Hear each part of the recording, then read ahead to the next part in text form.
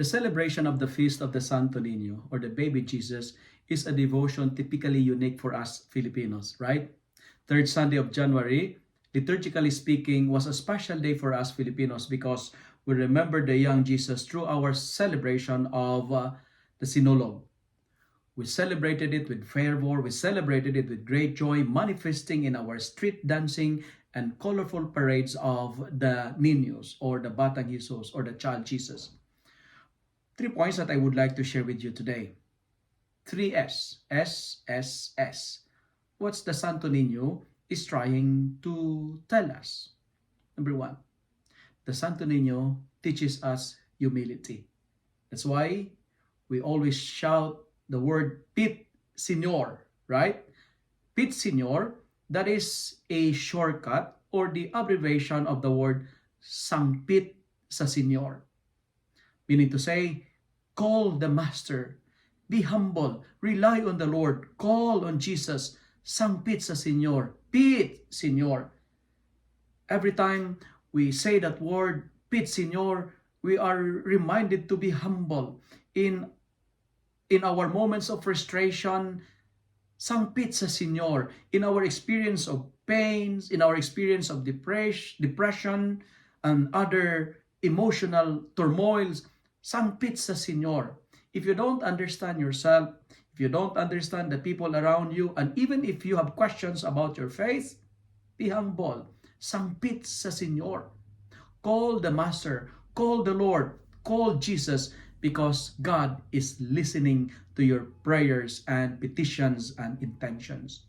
That's the first S, Sangpit sa Senyor. And the second S is like this. If you're going to look at the image of the Santo Niño, the Batang Jesus, like the Santo Niño, he's always smiling. Therefore, my dear friends, always bring with you the weapon of smile. Never forget to smile. Smile even if it hurts. Smile even if you have problems. Smile even if you are broke financially or broke emotionally. Smile even if you don't have jobs or many jobs to do.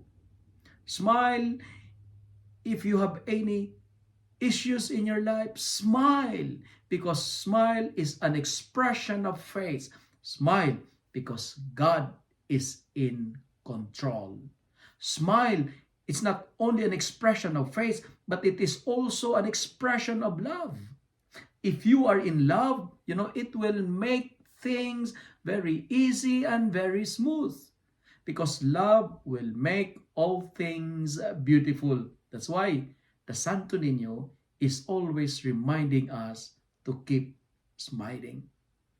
Because let me say this one in Tagalog, lahat ng bagay kapag may pag-ibig, gumagaan. Kapag walang pag-ibig, lahat ay bumibigat.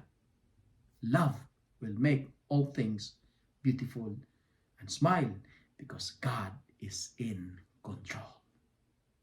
And finally, the devotion to the child Jesus is very famous and magnet millions of devotees every year, because this is the final S, because the child Jesus is sinless. Friends, if you are sinless, you can attract people. The innocence of the child is a powerful magnet that captivates the people because he is sinless. Sometimes, it's just frustrating because the more we grow, we also level up our ways of offending God, right? The older we become, the more we increase our level of sins. We lost our innocence. And that's why our devotion to the Santo Niño should lead us to our personal conversion. Today, as you shout the Pit Senyor, try to sin less.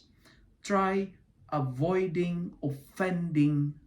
Try to offend God. Do everything for the glory of God. That's why the Santo Niño is pointing his hands up there. God must increase, we must decrease. And do you notice that the Santo Niño is holding the globe? because it is telling us when we are sinless, our destiny will be at the hands of God. Let me say this one in Tagalog. Isa lang ang bagsak ng tao sa kamay ng Diyos. But we need to avoid sin. We need to avoid offending God. My dear friends, my dear brothers and sisters, Pit Senyor. Sangpit sa Senyor. Keep smiling and try to be sinless. Have a beautiful celebration of the Sinologue and enjoy your celebration of the street dancing, and continue to be humble and ask the Lord, beg for His blessings to bless you as you celebrate the feast day of the Santo Niño. If you love and like this reflection, kindly share it with your friends, share with your families, so that many will be blessed. Pit Senyor.